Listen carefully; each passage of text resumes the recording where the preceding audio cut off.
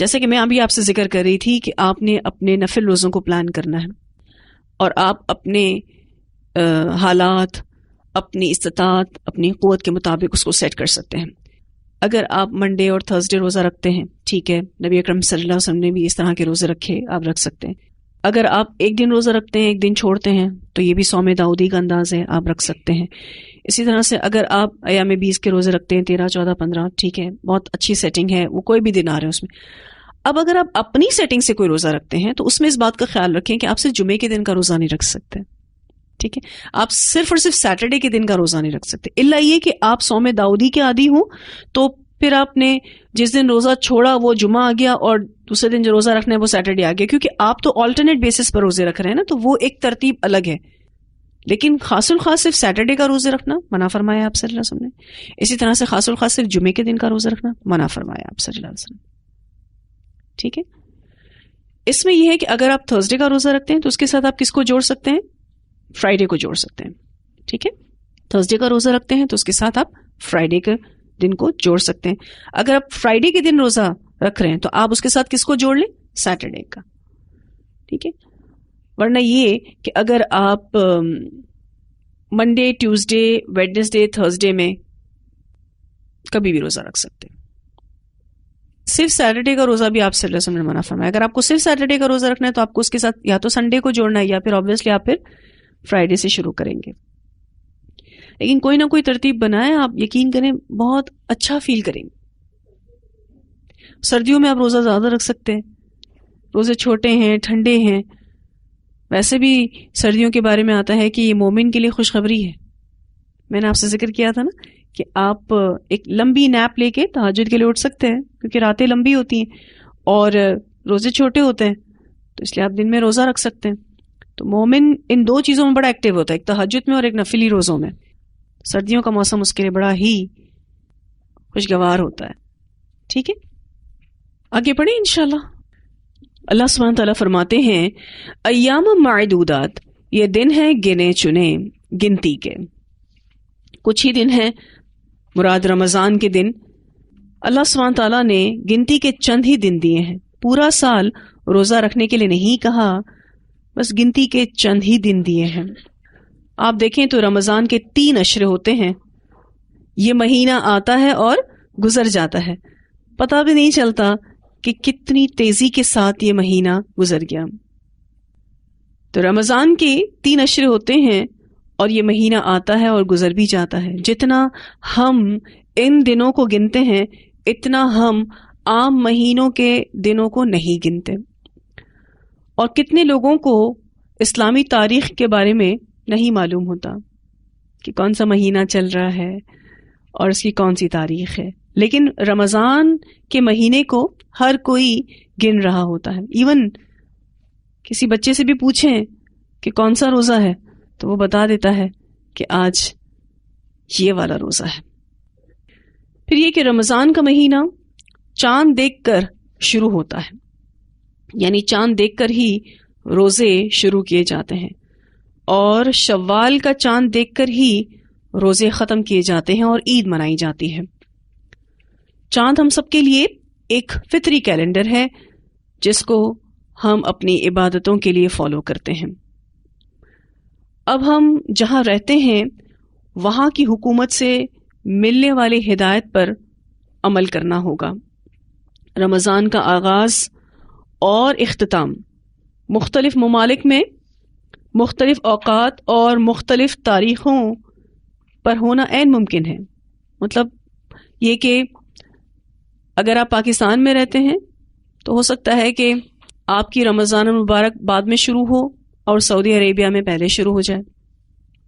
تو رمضان کا آغاز اور اختتام مختلف ممالک میں مختلف اوقات اور مختلف تاریخوں پر ہونا عین ممکن ہے.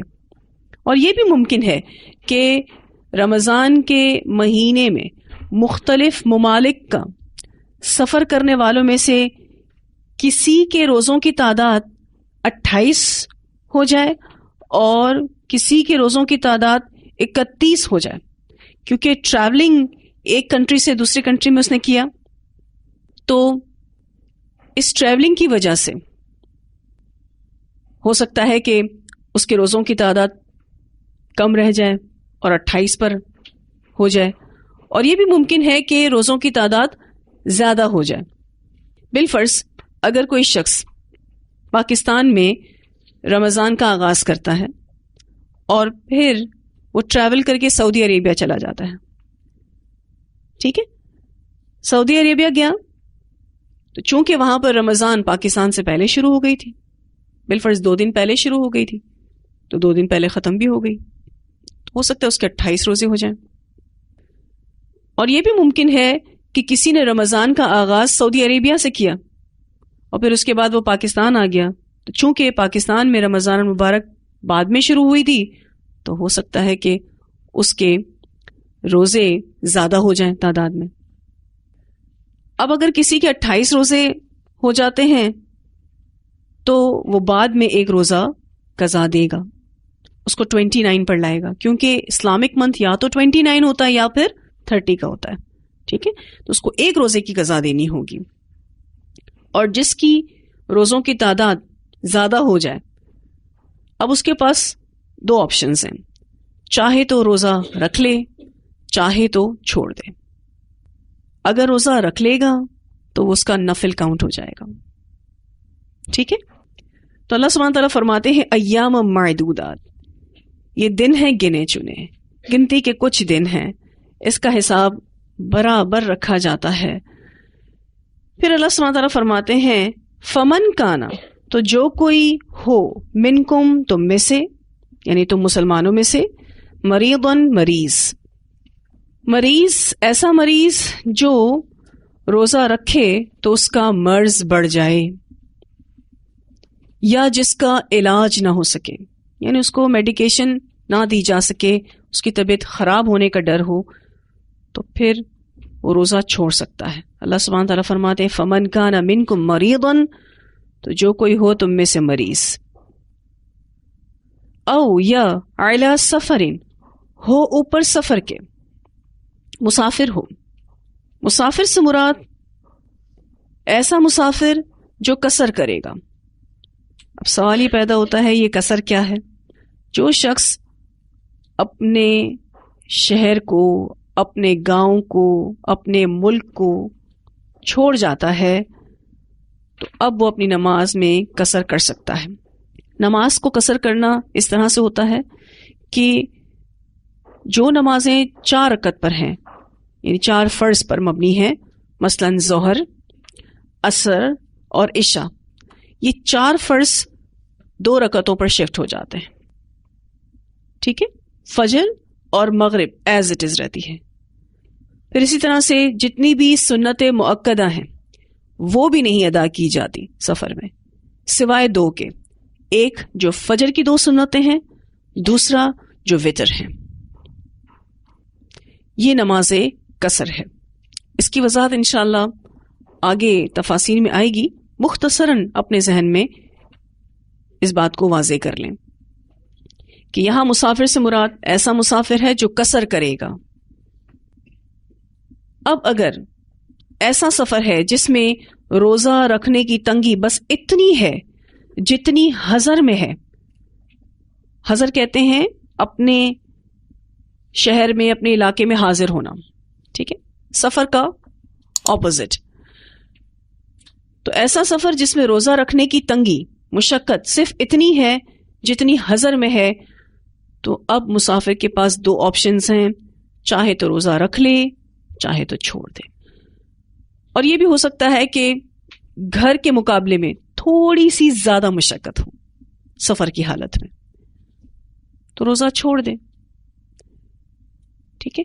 پھر ایسا سفر بھی ہو سکتا ہے کہ جس میں اتنی مشقت ہو کہ جس سے ہلاکت لاحق ہو، ٹھیک ہے۔ دوبارہ سب کو سمجھاؤں گی، مسافر سے مراد ایسا مسافر جو قصر کرے گا، نماز کو نصف کر دے گا۔ اب ایسا سفر جس میں روزہ رکھنے کی تنگی بس اتنی ہے کہ جتنی حضر میں ہے، تو مسافر کے پاس 2 آپشنز ہیں، چاہے تو روزہ رکھے، چاہے تو چھوڑ دے۔ اور اگر گھر کے مقابلے میں تھوڑی زیادہ مشقت ہے تو بھی روزہ چھوڑ سکتا ہے. یعنی سفر پہ گیا ہے, گھر سے تھوڑی سی زیادہ مشقت اس کو محسوس ہو رہی ہے تو وہ روزہ چھوڑ سکتا ہے. اور ایسا سفر بھی ہو سکتا ہے کہ جس میں اس قدر مشقت ہو کہ جس سے ہلاکت لاحق ہو جائے تو بالکل ہی روزہ نہیں رکھنا چاہیے. فعدتن تو گنتی پوری کرنا ہے, من ایام اخر دوسرے دنوں سے. اللہ سبحانہ تعالیٰ فرماتے ہیں کہ تم میں سے کوئی بیمار ہو یا سفر پر ہو تو دوسرے دنوں میں گنتی پوری کرے.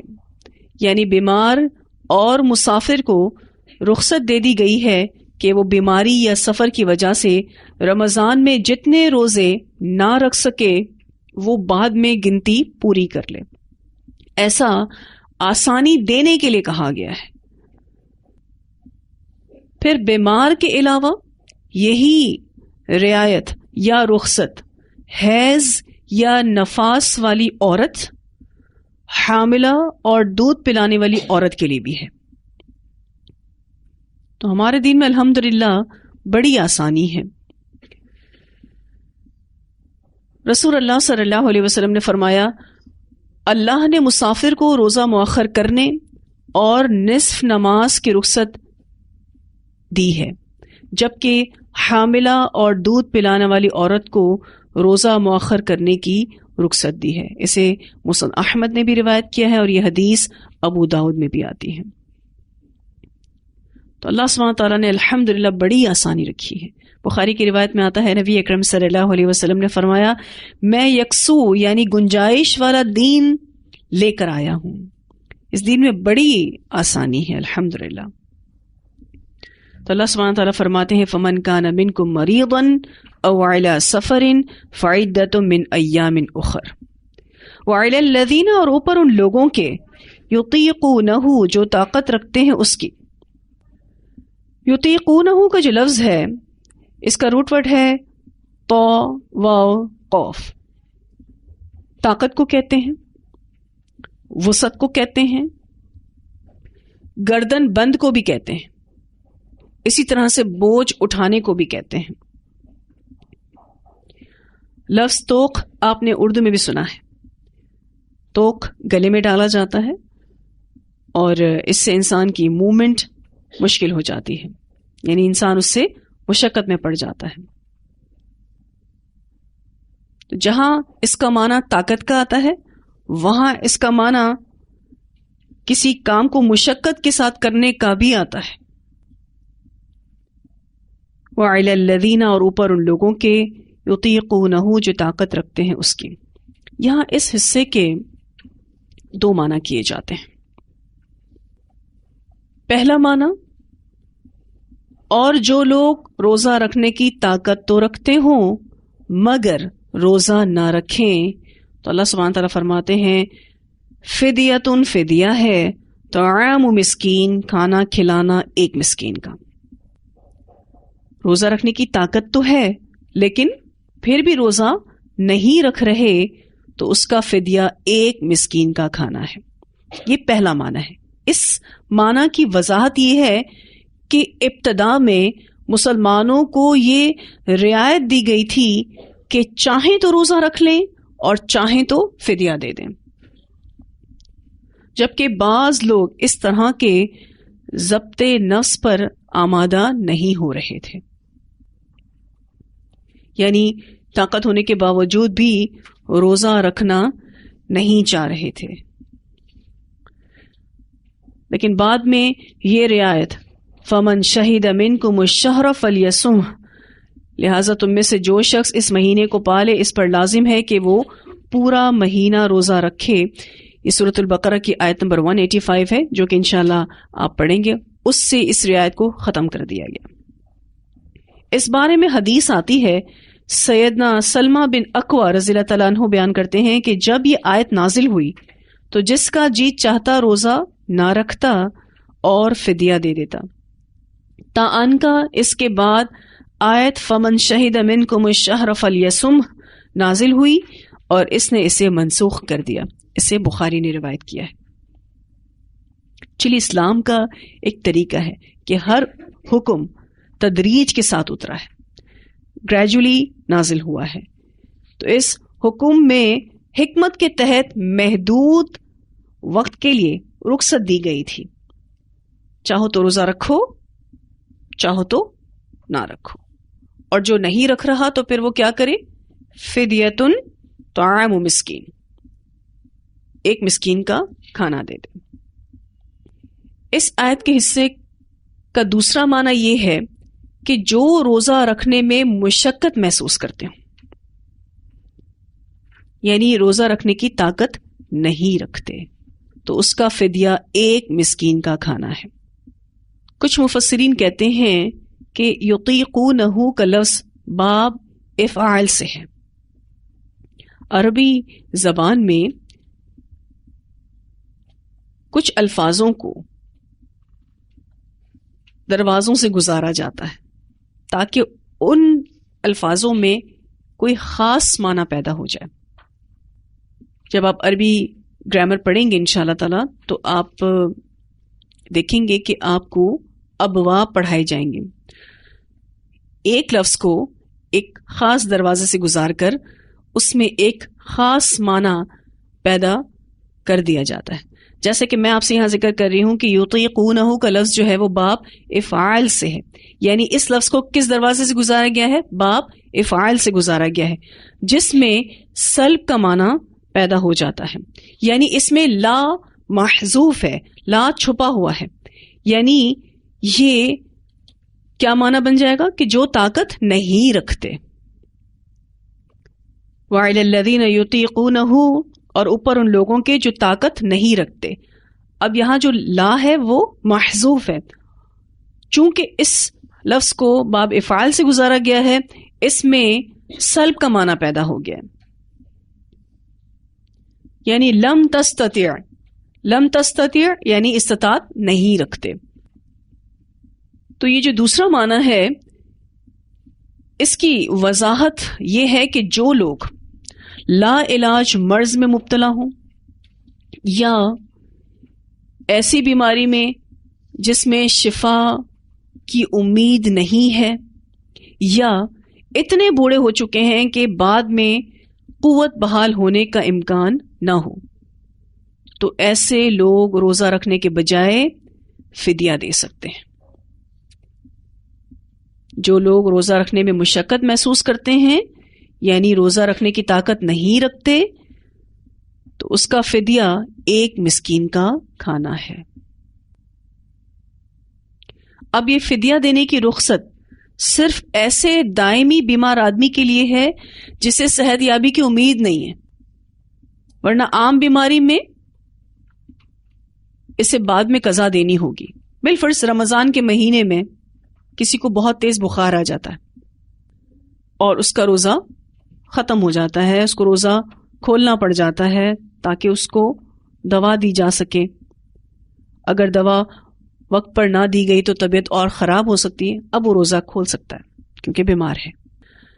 اس روزے کو آفٹر رمضان اسے ادا کرنا ہوگا, اس کی قضا ادا کرنی ہوگی. لیکن اگر کوئی ایسی بیماری میں مبتلا ہے جو دائمی ہے, جس میں شفا کا امکان نہیں ہوتا, صحت یابی کی امید نہیں ہوتی, تو پھر یہ شخص کیا کر سکتا ہے؟ روزہ چھوڑ دے اور اس کی جگہ فدیہ دے دے. تو فدیہ دینے کی یہ رخصت صرف ایسے دائمی بیمار آدمی کے لیے ہے جسے صحت یابی کی امید نہ ہو, یا پھر اتنے بوڑھے شخص کے لیے ہے کہ بعد میں قوت بحال ہونے کا امکان نہ ہو, تو پھر وہ فدیہ دے دے گا. ورنہ عام بیماری میں اسے بعد میں قضا دینی ہوگی. اب جیسے کوئی عورت حاملہ ہے یا اپنے بچے کو دودھ پلا رہی ہے, تو وہ بھی اس رخصت سے فائدہ اٹھا سکتی ہے. وہ روزے نہ رکھے, کیونکہ کوئی بھی عورت اگر فزیکل ویکنس فیل کر رہی ہے پریگننسی کی وجہ سے یا فیڈ کروانے کی وجہ سے, تو وہ کس حکم میں چلی جاتی ہے؟ آٹومیٹکلی بیمار کے حکم میں چلی جاتی ہے. تو وہ اس رخصت سے فائدہ اٹھا سکتی ہے کہ وہ روزے نہ رکھے. جیسے ہی وہ ان مرحلوں سے فارغ ہو تو اپنے روزے مکمل کر لے. اور اگر اس قضا کی ادائیگی میں تاخیر ہو رہی ہے تو اسے چاہیے کہ وہ فدیہ دے دے ان تمام روزوں کا، اور پھر جیسے جیسے اللہ اس کو وسعت دے اپنے ان روزوں کی قضا ادا کرے. فدیہ ادا کرنے کا میں کیوں کہہ رہی ہوں؟ کیونکہ زندگی اور موت کا کوئی بھروسہ نہیں. بہتر ہے کہ اپنے چھوٹے ہوئے روزوں کی فدیے سے ادائیگی کر دے. لیکن چونکہ اللہ تعالیٰ اس کو صحت دے دیتا ہے، وہ ان تمام مرحلوں سے فارغ ہو جاتی ہے، اب وہ روزے رکھ سکتی ہے، تو بے شک اس نے فدیہ دے دیا ہے، اس کو اپنے روزے بھی کمپلیٹ کرنے ہوں گے. ٹھیک ہے؟ تو اب تک جو ہم نے یہاں پڑھا ہے اس میں عام بیماری پڑھی ہم نے، اور سفر کے بارے میں پڑھا، اور پھر ہم نے دائمی بیماری جو کہ مرتے دم تک رہے، یا پھر ایسا عذر جس میں وہ روزہ نہ رکھ سکے، جیسا کہ میں نے آپ کو بتایا کہ بوڑھا ضعیف ہے یا کوئی ذہنی مریض ہے، کوما میں چلا گیا ہے. تو عام بیماری اور سفر ختم ہوتے ہی دوسرے دنوں میں ان روزوں کو مکمل کرنا ہوگا. اجر انشاءاللہ رمضان میں رکھے جانے والے روزوں کا ہوگا. اور جب فرض روزوں کی قضا دی جائے گی تو بغیر شرعی عذر کے ان روزوں کو نہیں کھولا جا سکتا، نہیں توڑا جا سکتا. جو کوئی بھی فرض روزوں کی قضا دے رہا ہوتا ہے تو بغیر شرعی عذر کے اس کو نہیں کھول سکتا. البتہ نفل روزوں کو کسی بھی وقت کھولا جا سکتا ہے. اس بارے میں ایک روایت آتی ہے، حضرت عائشہ رضی اللہ تعالی عنہا کے گھر رسول اللہ صلی اللہ علیہ وسلم تشریف لائے تو فرماتی ہیں کہ یا رسول اللہ صلی اللہ علیہ وسلم، حیض کا تحفہ آیا ہے. حیض جو ہے حلوے کو کہتے ہیں. تو رسول اللہ صلی اللہ علیہ وسلم نے فرمایا تو لاؤ. میں صبح سے روزے سے تھا، پھر رسول اللہ صلی اللہ علیہ وسلم نے کھا لیا. اسے مسلم نے روایت کیا ہے. روزہ رکھا ہوا تھا آپ صلی اللہ علیہ وسلم نے. کون سا روزہ تھا؟ نفل روزہ. آپ صلی اللہ علیہ وسلم نے افطار کر لیا. تو نفل روزوں کو کسی بھی وقت کھولا جا سکتا ہے، لیکن اگر کوئی اپنے قضا روزوں کو پورا کر رہا ہے تو وہ شرعی عذر کے بغیر اس کو نہیں کھول سکتا. ٹھیک ہے جی. تو عام بیماری اور سفر میں کیا کرنا ہے کہ جیسے ہی وہ بیماری ختم ہوگی، سفر ختم ہوگا، رمضان کے مہینے میں جو روزے چھوٹے ہیں اس کو بعد کے دنوں میں پورا کرنا ہے. لیکن اگر کوئی دائمی بیمار ہے یا ایسا عذر کہ وہ روزہ رکھ ہی نہیں سکتا بعد میں، تو اس صورتحال میں وہ کیا کرے گا؟ فدیہ دے دے گا. اور اب فدیہ کتنا ہوگا؟ طعام مسکین، ایک مسکین کا کھانا. اس بارے میں ایک روایت آتی ہے، حضرت ابن عباس رضی اللہ تعالی عنہما بیان کرتے ہیں کہ بوڑھے آدمی کو روزہ نہ رکھنے کی رخصت دی گئی ہے، لیکن وہ ہر روزے کے بدلے ایک مسکین کو یعنی 2 وقت کا کھانا کھلائے، اور اس پر قضا نہیں ہے. اسے حاکم نے بھی روایت کیا ہے، اور یہ حدیث دارقطنی میں بھی آتی ہے. اب ایک مسکین کو کھانا کھلانا ہے، اس میں 2 میلز ہوں گے. ٹھیک ہے. اب خواہ کسی کو روزہ ہی رکھوا دیا کرے، یعنی اس نے اس کو سحری کروا دی اور پھر اس کو افطار کروا دیا، تو یہ ایک روزے کا فدیہ ہو گیا. یا اس کے برابر رقم بھی ادا کر سکتا ہے. یعنی سحری کے حوالے سے دیکھ لے کتنا ایکسپینس آتا ہے، افطار کے حوالے سے دیکھ لے کتنا ایکسپینس آتا ہے، اور وہ اماؤنٹ ٹوٹل کر کے ایک روزے کا فدیہ بن جائے گا. اس بات کا خیال رکھنا ضروری ہے کہ رقم اتنی ادا کرے گا جو اس کے کھانے کے معیار کے مطابق ہو. جو لیونگ سٹینڈرڈ اس شخص کا ہے وہ ویسا ہی فدیہ اپنے روزوں کا دے گا. اسی طرح پورے مہینے کا اکٹھا فدیہ بھی دیا جا سکتا ہے. مثلا کوئی بہت بوڑھا شخص ہے، وہ اکٹھے 30 روزوں کا کسی کو بھی ایک ساتھ فدیہ دے سکتا ہے. ایسا حضرت انس رضی اللہ تعالیٰ عنہ کیا کرتے تھے. بہت بوڑھے ہو گئے تھے. آپ کو پتا ہے نا، یہ وہ صحابی ہیں جن کو بڑی طویل عمر اللہ تعالیٰ نے عطا کی. تو بہت بزرگ ہو گئے تھے، روزے نہیں رکھ پاتے تھے، تو ایک ساتھ اپنے 30 روزوں کا فدیہ دے دیا کرتے تھے. تو اللہ سبحانہ تعالیٰ فرماتے ہیں وَعَلَى الَّذِينَ يُطِيقُونَهُ فِدْيَةٌ طَعَامُ مِسْكِين. اس آیت کے دو معنی. ایک معنی یہ کہ اگر کوئی روزہ رکھنے کی طاقت رکھتا ہے مگر روزہ نہیں رکھے تو اس کا فدیہ ایک مسکین کا کھانا ہے. اور یہ رخصت ابتداء اسلام میں تھی، بعد میں اس رخصت کو آیت نمبر 185 سورۃ البقرہ کے اس حصے سے فمن شہد منکم الشہر فلیصم سے ختم کر دیا گیا. دوسرا معنی کہ جو روزہ رکھنے میں مشقت محسوس کرتے ہیں یعنی روزہ رکھنے کی طاقت نہیں رکھتے تو اس کا فدیہ ایک مسکین کا کھانا ہے. اور وہ دائمی مریض بھی ہو سکتا ہے، وہ کوما میں پڑا شخص بھی ہو سکتا ہے، کوئی ذہنی مریض بھی ہو سکتا ہے، اسی طرح سے کوئی ایسے عذر میں بھی ہو سکتا ہے کہ جس کے بعد وہ روزہ نہ رکھ سکے. تو پھر ایسا شخص اپنے ان روزوں کا فدیہ ادا کرے گا اور فدیہ ایک مسکین کا کھانا ہے. اور کتنے میلز دینے ہوں گے اس کو؟ 2. ٹھیک ہے. پھر اللہ سبحانہ تعالیٰ فرماتے ہیں فمن تطوع، تو جو کوئی خوشی سے کرے، خیرن کوئی نیکی، فہوا تو وہ خیر اللہ بہتر ہے اس کے لیے. اس حصے کے 2 معنی ہو سکتے ہیں. ایک یہ کہ صدقہ کی معین مقدار سے صدقہ زیادہ دے دے، یعنی جو خوشی سے ایک مسکین کے بجائے 2 یا 3 مسکینوں کو کھانا کھلا دے تو اس کے لیے زیادہ بہتر ہے.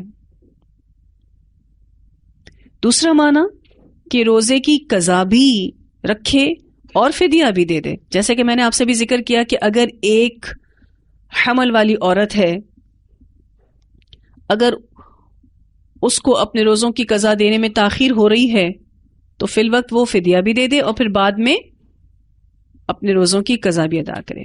تو اللہ سبحانہ تعالیٰ فرماتے فمن تطوع خیرن فہو خیر اللہ، روزے کی قضا بھی رکھ لی اور فدیہ بھی دے دیا. وَأَنْ، اور یہ کہ تصوموا، تم روزے رکھو، خیر لکم، بہتر ہے، اچھا ہے تمہارے لیے، اجر اور نتیجے کے اعتبار سے بہتر ہے، روزہ نہ رکھنے اور فدیے سے بہتر ہے. ان کنتم تعلمون، اگر ہو تم علم رکھتے، اگر تمہیں علم ہے تو پھر تم اسی پر ہی عمل کرو گے. تو اگر تم روزے ہی رکھ لو تو یہی تمہارے لیے بہتر ہے اگر تم علم رکھتے ہو. یعنی اگر تمہیں روزے کے ثواب کا علم ہو تو تم روزہ رکھنا ہی بہتر سمجھو گے، اور روزہ رکھنا باعث ثواب اور فائدے والی چیز ہے. دین کے بہت سے احکامات بظاہر انسان کی جان پر بھاری ہیں، ایسا اس کو محسوس ہوتا ہے. جیسے روزہ ہے، صبح سے لے کر مغرب تک، فجر سے لے کر مغرب تک بھوکے پیاسے رہنا. آپ کو پتہ ہے کفار تو اس پہ بڑی حیرت کرتے ہیں. ان کو یہ حیرت ہوتی ہے کہ کیسے کوئی مسلمان صبح صادق سے لے کر مغرب تک بھوکا پیاسا رہتا ہے. یہ کیسے پاسبل ہے؟ پانی کا ایک قطرہ تک اپنے حلق سے نیچے نہیں اتارتا، گھر میں تنہا بھی ہو تو بھی نہیں کچھ کھاتا پیتا. کفار کے لیے بڑی حیران کن عبادت ہے. اسی لیے تو اللہ سبحانہ تعالیٰ نے فرمایا کہ روزہ میرے لیے اور میں ہی اس کی جزا دوں گا. بڑی اسپیشل عبادت ہے. اسی لیے اللہ سبحانہ تعالیٰ فرماتے ہیں وَأَن تَصُومُوا خَيْرٌ لَكُمْ إِن كُنتُمْ تَعْلَمُونَ. بظاہر تمہیں یہ عبادت بہت مشکل محسوس ہوتی ہے لیکن یہی تمہارے لیے اچھا ہے. اجر اور نتیجے کے اعتبار سے روزہ نہ رکھنے کے مقابلے میں، فدیہ دینے کے مقابلے میں بہتر ہے کہ تم روزہ رکھو. ہم نے ابھی اس آیت میں پڑھا کہ سفر اور بیماری میں روزے سے تکلیف ہو تو روزہ ہم چھوڑ سکتے ہیں. ایون اگر کسی نے روزہ رکھا ہوا ہے تو وہ روزہ کھول سکتا ہے. جس طرح سفر میں تکلیف بڑھ جانے سے روزہ کھول دینا سنت ہے، اسی طرح اگر کسی بیمار نے اپنے متعلق یہ اندازہ لگایا ہے کہ وہ روزہ کمپلیٹ کر لے گا مگر اس کی تکلیف بڑھ گئی تو اسے چاہیے کہ وہ فوری طور پر روزہ کھول لے. مثلا اگر آپ بیمار ہیں, آپ نے کہا نہیں میں روزہ رکھ لوں گی, مسئلہ نہیں ہے, لیکن ابھی تو آدھا ہی روزہ گزرا تھا کہ آپ کی طبیعت بگڑنا شروع ہو گئی, اب آپ روزہ کھول سکتے ہیں. یعنی آپ نے اپنے بارے میں جو آئیڈیا لگایا تھا وہ آئیڈیا غلط ثابت ہو گیا تو بھی آپ روزہ کھول سکتے ہیں, بعد میں اس کی قضا دے سکتے ہیں. سفر کی حالت میں بھی جیسے کہ میں نے آپ سے ذکر کیا ہے کہ روزہ رکھنا جائز ہے اور چھوڑنا بھی. اس بات کا اندازہ روزے دار اپنی جسمانی قوت اور سفر کی مشقت سے کر سکتا ہے. ہر شخص کو اپنی جسمانی قوت کے بارے میں پتہ ہوتا ہے اور اسی طرح سے سفر کی مشقت کا بھی اندازہ ہوتا ہے. آج کل تو آپ دیکھیں سفر کافی آسان بھی ہو گئے. پہلے کے دور میں تو اونٹوں پر لوگ سفر کیا کرتے تھے تو بہت مشقت والا معاملہ تھا. اب تو الحمدللہ آپ ایئرپورٹ پر جاتے ہیں یا آپ ٹرین کا سفر بھی کرتے ہیں تو بڑا سہل ہو گیا ہے پہلے کے دور کے مقابلے میں. لیکن پھر بھی اس بات کا اندازہ روزے دار اپنی جسمانی قوت اور سفر کی مشقت سے کر سکتا ہے کہ آیا اس کو روزہ رکھنا چاہیے یا نہیں رکھنا چاہیے. اگر سفر کے دوران تکلیف محسوس ہو تو بھی روزہ کھول سکتے ہیں. مثلا آپ نے کوئی سفر شروع کیا اور آپ نے روزہ رکھ لیا, لیکن ٹریولنگ کے دوران ہی آپ کو ایسا فیل ہو رہا ہے کہ آپ اس کو کمپلیٹ نہیں کر سکیں گے تو کھول سکتے ہیں اور بعد میں اس کی قضا دے سکتے ہیں. جب بعد میں قضا دیں گے تو اجر آپ کو رمضان والا ہی ملے گا. کیوں؟ کیونکہ آپ نے اللہ کی رخصت سے فائدہ اٹھایا ہے. اللہ تعالیٰ نے ہی آپ کو پرمیشن دی ہے. غزوہ مکہ میں جو ماہ رمضان میں پیش آیا تھا, رسول اللہ صلی اللہ علیہ وسلم مکہ کو فتح کرنے گئے تھے تو وہ رمضان کا مہینہ تھا. آپ صلی اللہ علیہ وسلم اور صحابہ اور رضی اللہ عنہم نے روزہ رکھا ہوا تھا اور نڈھال سے ہو رہے تھے, کافی نڈھال ہو رہے تھے سب کے سب, مگر روزہ چھوڑنے پر آمادہ نہیں تھے. رسول اللہ صلی اللہ علیہ وسلم نے عصر کے وقت سب لوگوں کو دکھا کر پانی کا پیالہ پیا اور روزہ کھول دیا, جس کا مقصد یہ تھا کہ صحابہ کرام بھی روزہ کھول دیں. چنانچہ صحابہ کرام رضی اللہ عنہم نے بھی روزہ کھول دیا. اسے بخاری نے روایت کیا ہے. نبی اکرم صلی اللہ علیہ وسلم نے عصر کے ٹائم پر, اب آپ دیکھیں کتنا قریب تھا روزہ کھلنا, لیکن حالتیں سب کی خراب ہو رہی تھی, تو باقاعدہ ایک پیالہ پانی کا منگوایا اور یوں اوپر کر کے دکھایا سب کو اور پھر اس کے بعد پیا. حالانکہ رسول اللہ صلی اللہ علیہ وسلم کے پاس تو اللہ کی طرف سے بڑی خاص طاقت تھی, آپ کنٹینیو بھی کر سکتے تھے, لیکن نبی اکرم صلی اللہ علیہ وسلم چونکہ ہمارے لیے اسوہ حسنہ ہے, عملی نمونہ ہے, تو انہوں نے سب سے پہلے روزہ کھولا تاکہ صحابہ کرام کمفرٹیبلی روزہ کھول لیں اور اللہ کی اس رخصت سے فائدہ اٹھائیں. بعد میں بھی رکھیں گے تو وہی والا اجر ہے, اجر مائنس نہیں ہوتا. یہ کرم نہیں اللہ کا, کتنی بڑی اللہ سبحانہ تعالیٰ کی طرف سے بلیسنگ ہے ہمارے لیے. پھر ایک اور روایت آتی ہے, جابر بن عبداللہ انصاری اس کے راوی ہیں کہ رسول اللہ صلی اللہ علیہ وسلم ایک سفر غزوہ فتح مکہ میں تھے. آپ صلی اللہ علیہ وسلم نے ایک جگہ ہجوم دیکھا اور معلوم ہوا کہ ایک شخص پر لوگ سایہ کیے ہوئے ہیں. آپ صلی اللہ علیہ وسلم نے پوچھا یہ کیا قصہ ہے؟ لوگوں نے کہا یہ روزے دار ہے. آپ صلی اللہ علیہ وسلم نے فرمایا سفر میں اس حالت میں روزہ رکھنا کوئی نیکی کا کام نہیں. اسے بخاری نے روایت کیا ہے. اب وہ فینٹ سا ہو گیا تھا وہ شخص, لوگ اس پر ہجوم کیے ہوئے تھے, چیک کر رہے تھے کہ اس کی کیا حالت ہے. تو آپ صلی اللہ علیہ وسلم نے فرمایا اس سچویشن میں کہ اتنی ویکنس فیل ہو رہی ہے, سفر کی حالت ہے, روزہ رکھنا کوئی نیکی نہیں ہے. لوگ کیا سوچتے ہیں کہ ہم روزے کو کنٹینیو رکھیں گے تو ہمیں زیادہ ثواب ملے گا. تو آپ صلی اللہ علیہ وسلم نے کہہ دیا یہ کوئی نیکی کا کام نہیں ہے. ایکچولی صحت کا خیال رکھنا ہم سب پر لازم ہے. یہ اللہ کی بہت بڑی نعمت ہے ہمارے پاس, اور اس نعمت کی قدردانی یہ ہے کہ ہم اس کا خیال رکھیں.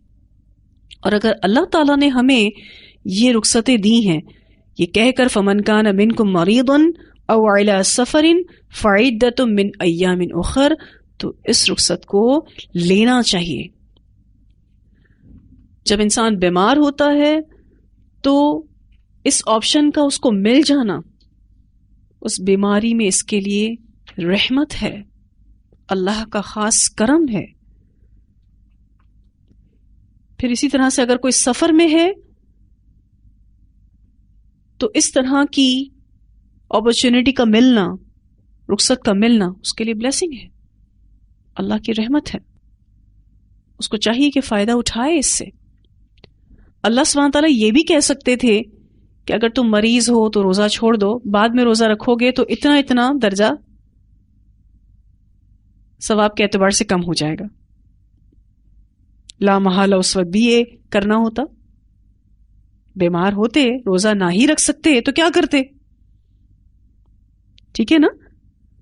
تو اللہ کا شکر ہے کہ وہی اجر ملتا ہے. دوسری بات یہ کہ اگر کوئی روزہ رکھ ہی نہیں پا رہا، دائمی مریض ہے، بہت ہی بزرگ ہو گیا ہے، روزہ رکھ ہی نہیں پا رہا، فدیہ دے دے، سیم اجر ہے، سیم اجر.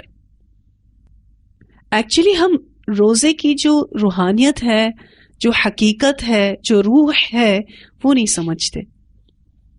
کیا روح ہے اس کی؟ لعلکم تتقون، تمہارے اندر احساس ہو. ایکچولی ہوتا یہ ہے کہ جو ساری زندگی رمضانوں میں روزہ رکھتے آ رہے ہوتے ہیں نا، پھر جب بزرگ ہو جاتے ہیں تو روزہ نہیں رکھ پاتے تو ان کے دل کی کیفیات بہت ہی زیادہ ڈسٹرب ہوتی ہیں. میری خود ایک خاتون سے ملاقات ہوئی تھی، وہ ماشاءاللہ بہت ہی عبادت گزار، نماز کے اعتبار سے اور روزوں کے اعتبار سے بڑی عبادت گزار تھیں. نماز بھی ماشاءاللہ بہت پابندی سے پڑھنا اور اسی طرح سے روزے بھی پابندی سے رکھنا. پھر وہ بہت ہی ضعیف ہو گئی تو رمضان کے کچھ روزے انہوں نے رکھے، ان کی طبیعت بہت زیادہ ناساز ہو گئی. پھر خیر ان کے روزے چھوٹے. پھر اس کے بعد جو ان کو اللہ تعالیٰ نے رمضان نصیب کی تو اس میں وہ ایک بھی روزہ نہیں رکھ سکی. تو مجھے روتے ہوئے کہتی ہیں کہ میں روزے نہیں رکھ سکتی. تو میں نے ان کو یہ کہا کہ آپ دیکھیں اللہ تعالیٰ آپ سے کتنی محبت کرتا ہے. کیا آپ روزے نہیں رکھ پا رہی ہیں؟ اللہ تعالیٰ آپ کو کہتا ہے آپ فدیہ دے دو، آپ کو سیم اجر ملے گا. تو اللہ سبحانہ تعالیٰ کی محبت کو محسوس کیجئے کہ اللہ تعالیٰ نے آپ کے اجر کو کم نہیں کیا. آپ کے اندر جو ایک احساس ہے نا، اس احساس کی وجہ سے اللہ تعالیٰ نے آپ کو یہ آپشن دے دیا. الحمدللہ، بہت اللہ کا کرم ہے. اور یہ جو ہم نے دو معنی پڑھے، وَعَلَى الَّذِينَ يُطِيقُونَهُ فِدْيَةٌ طَعَامُ مِسْكِين، ایک معنی جو ہم نے پڑھا وہ تو چلے منسوخ ہو گیا، لیکن دوسرا معنی وہ ابھی تک باقی ہے